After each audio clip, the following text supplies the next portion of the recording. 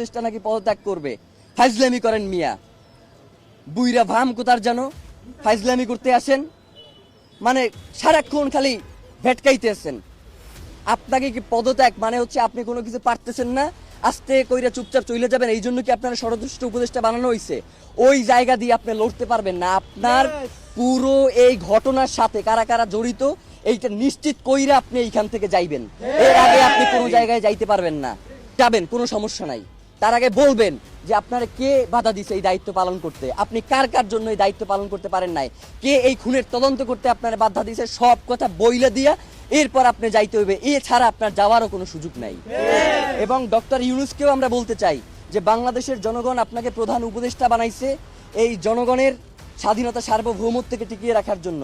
জানাজার মাঠে আপনি বলেছেন যে আপনি শরীফ ওসমান হাদিকে ধারণ করেন, কিন্তু একবারের জন্য আপনি জানাজার ময়দানে বলেন নাই যে খুনের বিচারের ব্যাপারে আপনি কি করবেন।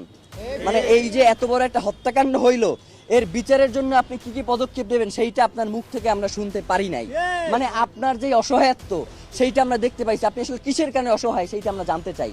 আপনাকে কে অসহায় করে তুললো এইটা আমাদের কাছে আপনার জানাইতে হবে। মানে এইটা না জানাইয়া তড়িঘড়ি করে নির্বাচন দিয়ে এরপর আপনি চলে যাবেন, এইটা হবে না। নির্বাচনের আগে বিচার নিশ্চিত করতে হবে, এরপর নির্বাচনের আগে কোনো নির্বাচন হবে না।